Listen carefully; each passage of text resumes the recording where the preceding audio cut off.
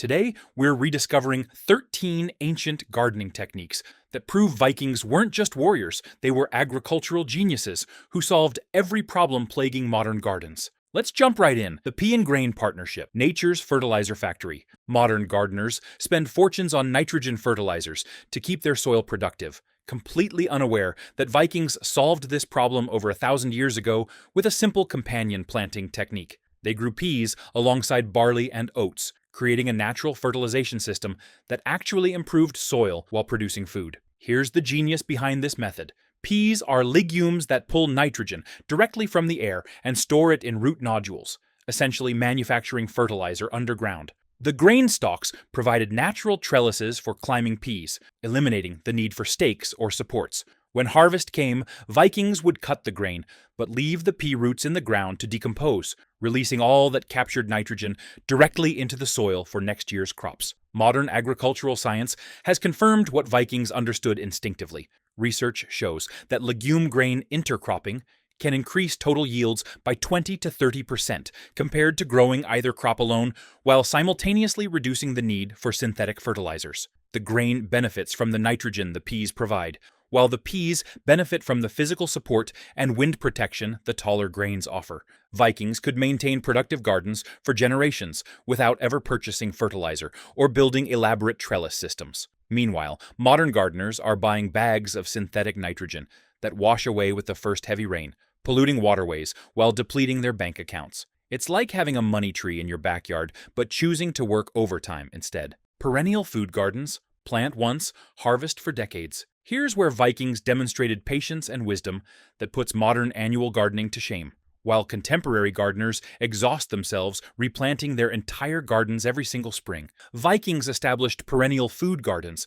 that produced reliable harvests for 20, 30, even 50 years without replanting. They cultivated crops like good King Henry, lovage, and sorrel, vegetables and herbs that returned vigorously each spring without any human intervention. Archaeological evidence from Norse settlements shows dedicated garden plots for these perennial crops, proving this wasn't just opportunistic foraging, but deliberate agricultural planning. The brilliance of this approach becomes obvious when you calculate the labor savings. A modern gardener might spend 40 to 60 hours each spring preparing beds, starting seeds, transplanting seedlings, and establishing their annual garden. Vikings invested that time once, then simply harvested for decades. The perennial roots grew deeper each year, accessing nutrients and water that shallow annual roots could never reach, making these plants remarkably drought-resistant and self-sufficient. Modern permaculture experts are now rediscovering what Vikings knew all along. Perennial food systems are more productive, more resilient, and require a fraction of the labor compared to annual gardens. Studies show that established perennial gardens can produce 2 to 3 times more food per square foot than annual gardens, while requiring 90% less maintenance. Vikings had figured out the ultimate lazy gardener's secret. Except there was nothing lazy about the results. Seaweed and fish fertilization, ocean-powered soil building. While modern gardeners are purchasing expensive fertilizer blends with fancy NPK ratios, Vikings were harvesting the ocean's bounty to create soil so rich it could grow anything.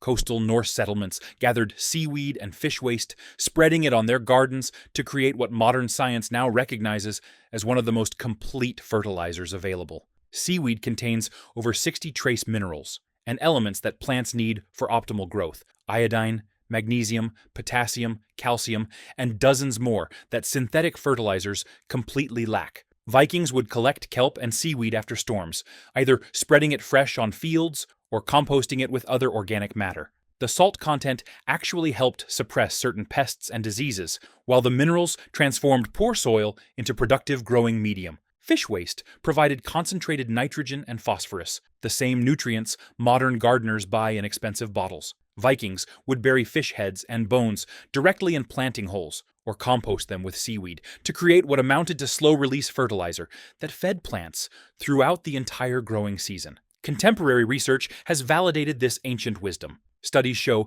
that seaweed-based fertilizers improve plant stress tolerance, increase yields by 10 to 30%, and enhance soil structure in ways synthetic fertilizers cannot replicate. The organic matter from seaweed improves water retention, meaning plants need less irrigation during dry periods. Vikings living on rocky coastlines with poor soil were producing abundant harvests, using free materials that washed up on their shores, while modern gardeners are spending hundreds annually on inferior synthetic alternatives. Enjoying raiding the past with us?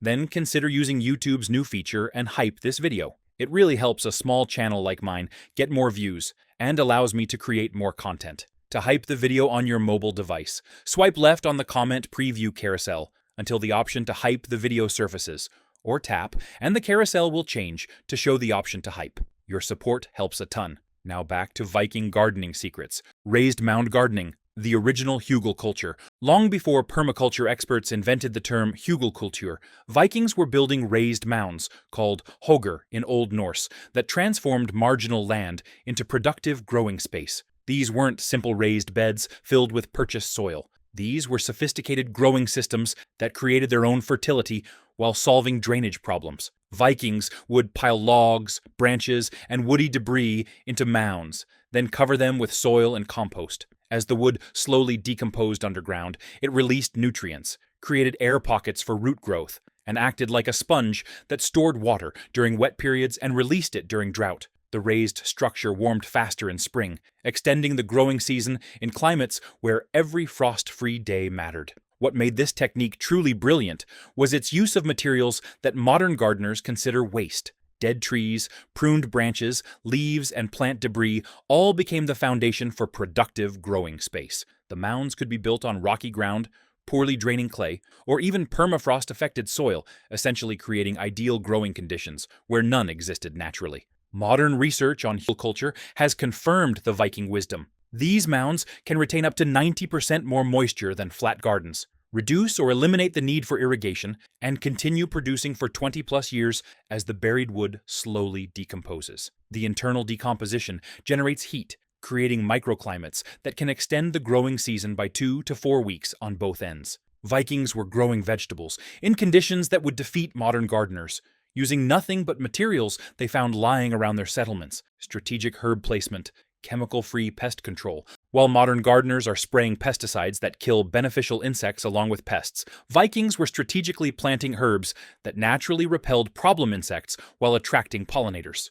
This wasn't accidental. Archaeological evidence shows deliberate placement of specific herbs throughout Viking gardens. They planted mugwort, yarrow, tansy, and wormwood around the perimeters of food gardens, creating living barriers that deterred moths, fleas, aphids, and other destructive insects. These herbs contain natural compounds that insects find repulsive, essentially creating invisible force fields around vulnerable crops. Vikings would also burn juniper and bog myrtle to produce smoke that drove away mosquitoes and biting flies, making garden work tolerable during summer months. What's fascinating is how Vikings integrated these protective herbs without sacrificing productive space. Yarrow and tansy grew along pathways and borders, mugwort thrived in partially shaded areas where food crops wouldn't grow well, and Angelica's tall stalks provided wind protection while repelling flying insects. Every plant served multiple purposes: pest control, medicine, seasoning, and sometimes even food. Modern organic gardening is finally catching up to Viking wisdom.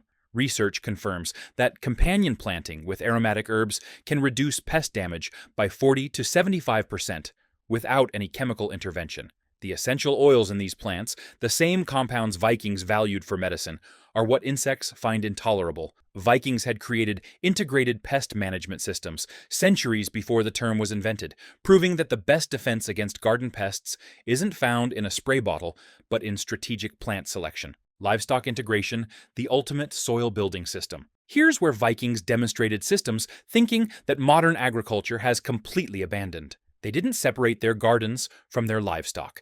They integrated them into a closed-loop system where animal waste became garden fertility and garden waste became animal feed. Chickens, pigs, and sheep weren't just kept for meat and eggs. Vikings would rotate animals through garden areas during fallow periods, allowing them to eat crop residues, weeds, and pests, while simultaneously fertilizing the soil with their manure. The animals did the work of clearing and fertilizing that modern gardeners accomplish with tillers and bags of fertilizer. Archaeological evidence from Norse farmsteads shows garden plots positioned strategically near animal enclosures, with pathways designed to easily move manure to growing areas. Vikings composted animal bedding with plant waste, creating rich, balanced compost that modern gardeners try to replicate by purchasing multiple products. The animals provided nitrogen-rich manure, the bedding straw provided carbon, and the combination created perfect growing medium.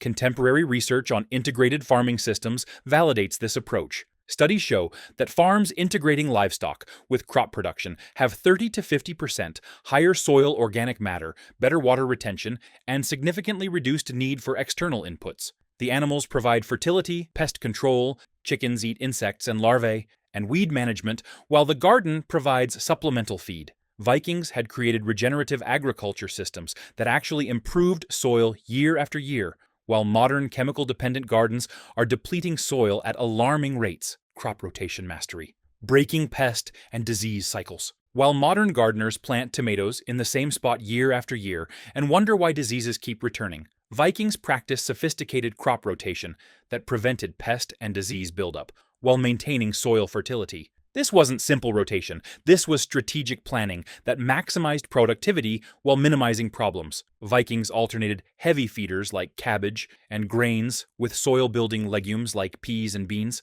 then followed with root crops that broke up soil compaction. This rotation accomplished multiple goals simultaneously. The legumes replenished nitrogen that heavy feeders consumed, the root crops, deep taproots, brought up nutrients from subsoil layers, and the changing plant families prevented pest populations from establishing permanent residence. Archaeological analysis of Viking-age field systems shows evidence of systematic rotation patterns, with different crops grown in specific sequences. Medieval Scandinavian agricultural records document these practices, proving Vikings understood that soil health and pest management were directly connected to crop sequencing. Modern agricultural science has confirmed that proper crop rotation can reduce pest and disease pressure by 60 to 80%, while increasing yields by 10 to 20% compared to continuous monoculture. The practice also reduces weed pressure, as different crops compete with different weed species. Vikings were practicing integrated pest management and soil conservation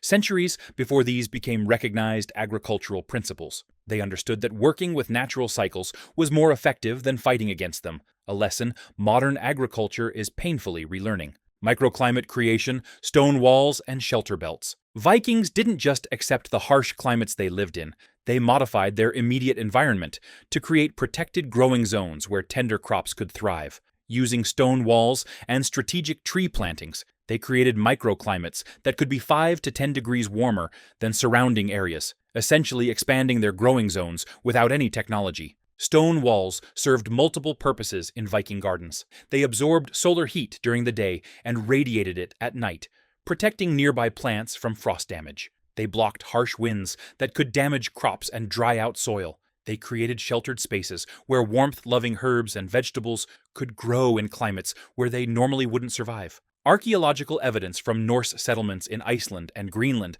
shows extensive stone wall systems specifically designed to protect gardens. Vikings also planted shelter belts, rows of hardy trees and shrubs on the windward side of their gardens. These living windbreaks reduced wind speed by 50 to 75%, dramatically decreasing water loss from soil and plants while preventing physical damage to crops. The shelter belts also provided habitat for beneficial insects and birds that helped control pests. Modern research on microclimate management confirms the Viking approach. Studies show that properly positioned windbreaks can increase crop yields by 15 to 30% and extend the growing season by 2 to 3 weeks. Stone walls can raise temperatures in adjacent growing areas by 8 to 12 degrees Fahrenheit, making the difference between success and failure for temperature-sensitive crops. Vikings were essentially creating greenhouse effects without any glass or plastic, using only natural materials and strategic placement. They understood that controlling the environment was easier than fighting it.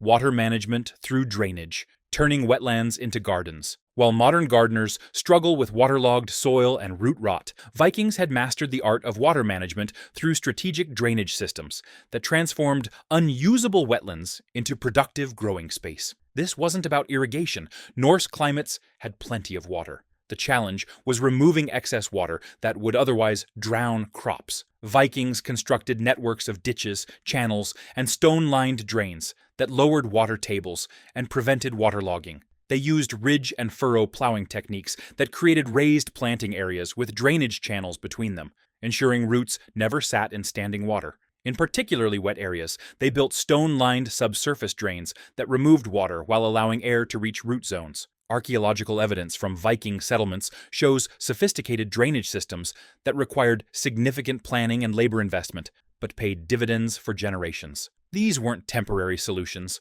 Properly constructed Viking drainage systems continued functioning for decades or even centuries. Modern agricultural engineering has proven that proper drainage is often more important than irrigation in northern climates. Research shows that improving drainage can increase yields by 30 to 50% in wet soils by preventing root diseases, improving soil warming in spring, and allowing earlier planting. Vikings understood that controlling water was the key to successful gardening in their climate. They invested effort in permanent infrastructure that solved problems once, rather than fighting the same battles every season. It's the difference between treating symptoms and curing the disease. Seed-saving traditions. Genetic adaptation over generations. Here's where Vikings demonstrated patience and foresight that modern gardeners have completely abandoned. Instead of buying new seeds every year from distant suppliers, Vikings saved seeds from their best plants, creating varieties that became increasingly adapted to their specific growing conditions over generations.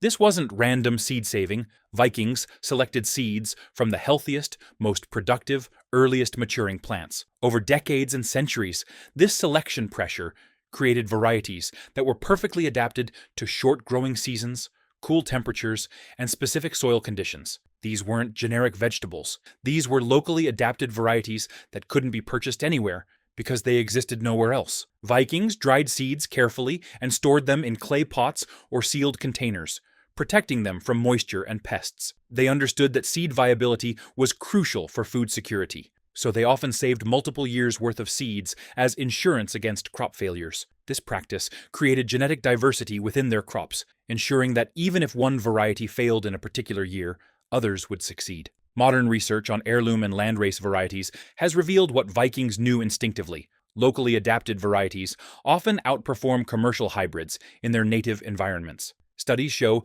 that seeds saved and replanted in the same location for multiple generations develop increased disease resistance, better stress tolerance, and improved yields compared to commercially purchased seeds. Vikings were practicing plant breeding and genetic conservation without any formal scientific knowledge, creating living libraries of adapted genetics that represented centuries of selection. We abandoned this wisdom for the convenience of purchasing seeds annually, losing genetic diversity and local adaptation in the process. Multi-year crops: asparagus, rhubarb, and perennial vegetables. Vikings understood something that modern annual gardening has forgotten. Some of the most productive and nutritious crops don't need replanting every year. They established patches of perennial vegetables like asparagus, rhubarb, and perennial kale that produced reliable harvests for 20 to 30 years from a single planting. Asparagus was particularly valued in Norse gardens because it provided the first fresh vegetable harvest of spring, arriving weeks before annual crops could be planted.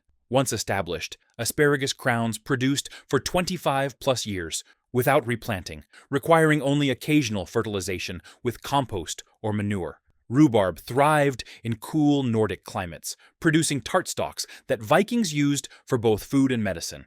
What made these crops especially valuable was their reliability. Annual gardens could fail due to late frosts, pest outbreaks, or poor weather during critical growing periods. Perennial crops had deep, established root systems that could survive challenges that would kill annual plants. They represented food security, guaranteed harvests, even in difficult years. Modern nutritional analysis has revealed that many perennial vegetables are more nutrient-dense than their annual counterparts. Perennial kale varieties contain higher levels of vitamins and minerals than annual kale, while asparagus provides exceptional levels of folate, vitamins K and C, and antioxidants. Vikings had identified the most nutritious crops and established them as permanent garden features. They invested effort once and harvested for decades, while modern gardeners repeat the same planting work every single year for inferior results. Wild food integration, blurring the line between garden and forest. Vikings didn't draw hard boundaries between cultivated gardens and wild landscapes.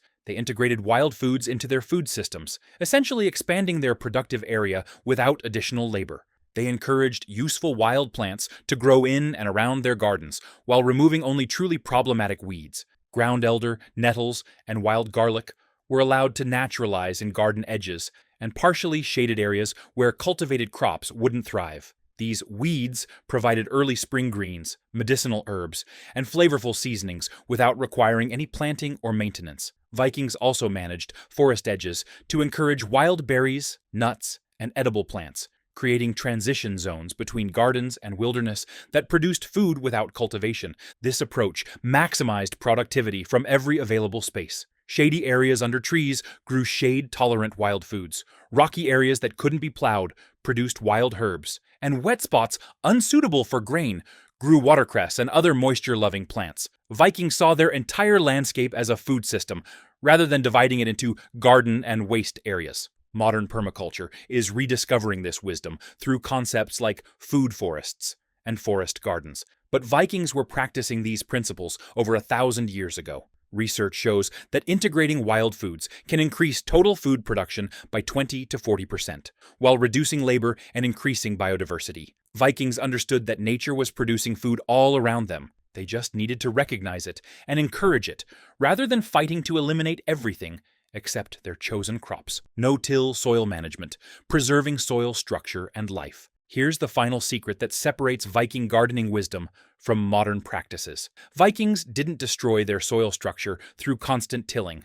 While modern gardeners are running tillers through their gardens every spring, disrupting soil life and destroying structure, Vikings used minimal disturbance techniques that preserved the complex underground ecosystem. Instead of tilling entire garden areas, Vikings used targeted digging only where they were planting. They added compost and organic matter to the soil surface, allowing worms and soil organisms to incorporate it naturally. This approach preserved the intricate network of fungal threads, beneficial bacteria, and soil structure that takes years to develop, but can be destroyed in minutes with a tiller. Archaeological analysis of Viking-age garden soils shows high levels of organic matter and evidence of minimal disturbance, characteristics of healthy, biologically active soil. Vikings understood that soil was alive and that preserving that life was essential for long-term productivity. Modern soil science has confirmed that no-till or minimal-till practices preserve soil structure, increase water infiltration, reduce erosion, and support beneficial soil organisms. Studies show that no-till gardens can have 2 to 3 times more earthworms and beneficial microorganisms than tilled gardens, leading to better nutrient cycling and healthier plants. The soil food web, the complex community of organisms that makes nutrients available to plants, is severely disrupted by tilling, but thrives under no-till management. Vikings had figured out that working with soil biology was more effective than fighting it. They built soil health over generations, rather than depleting it season after season. Modern regenerative agriculture is finally returning to these principles, proving that sometimes the old ways weren't just different, they were better. These 13 Viking gardening secrets represent more than just historical curiosities. They're solutions to every problem plaguing modern gardens. Climate resilience, pest management, soil fertility, and food security were all solved by Norse settlers using techniques that worked with nature rather than against it. You don't need expensive equipment or synthetic chemicals to garden like a Viking. You need patience, observation, and willingness to learn from people who successfully grew food in some of Earth's harshest climates. If you enjoyed raiding the past with us, then give a nod to your inner Viking. Pillage that like button and subscribe for more journeys into Midgard living.